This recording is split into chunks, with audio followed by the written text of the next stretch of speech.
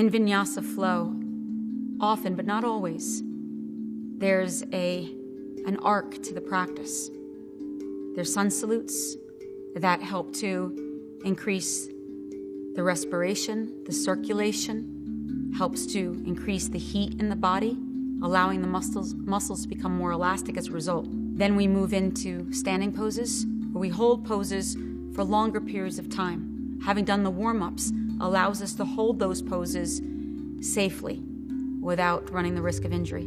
We learn how to build a pose from the ground up, the foundation. How to recognize that whatever's on the floor becomes your base, and you align the skeleton from that base. When the foundation is imbalanced, you throw off the structure of the whole pose, and that's how you can create injury. What's also really important to recognize is that the emotions are not in the flexibility. They're in the uninvestigated areas of the body. So by stabilizing the body through alignment, it allows you to go into the areas just above and below your innate flexibility, where the tension is, therefore where the emotion is. Deep, fluid breathing throughout the practice minimizes the risk factors and maximizes both the physical as well as the emotional benefits of every single pose you do. As the practice becomes more complex, the first thing that always goes is the breath. And when the breath goes, so does the mind. No matter how challenging the practice gets, your focus is on the length and the depth of each inhale and exhale. You're trying to wrap the poses around the breath, making the breath the absolute priority. So it's mindful, it's slow, it's intimate.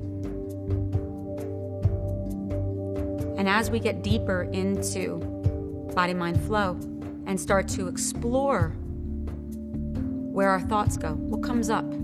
So when you're practicing and on a physical level, it starts to get uncomfortable and tense. What do you think about? Because your mind will think, your mind will wander, it just will. Do you think about food, your relationship, sex? Do you create to-do lists and start to organize or compartmentalize? Do you think the same thoughts again and again and again? We do this as a way to distract, to dissociate. All of this just becomes more and more information for investigation. And in the practice, we witness the thoughts, we acknowledge them, but we don't indulge them. We come back to the breath, back into present time. While simultaneously, we begin to explore sensation in the body and identify that sensation as you're holding poses. Does it feel good? Does it burn? Does it feel awful?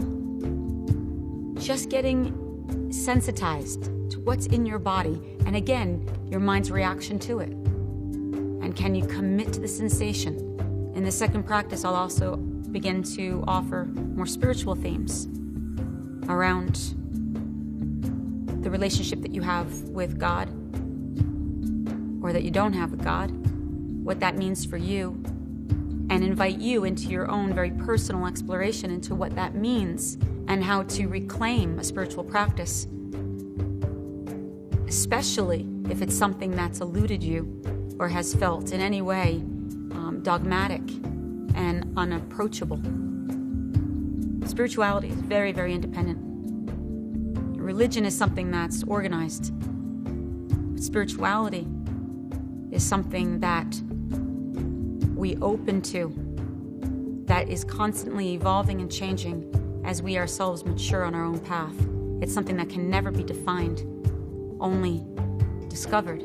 And you cannot be wrong in your interpretation as it unfolds for you in this moment. But my hope is that you remain open to the possibilities and allow your experience to expand and your expression of spirit to inspire you as a result. But this practice begins to introduce these themes and hopefully make you curious about who you are, why you're here, what your purpose is, what we can open to, and start to ask the more challenging questions that only you can answer. What is love? What is truth? What is God? To whom will you serve? How will you show up? How have you shown up? What is your purpose?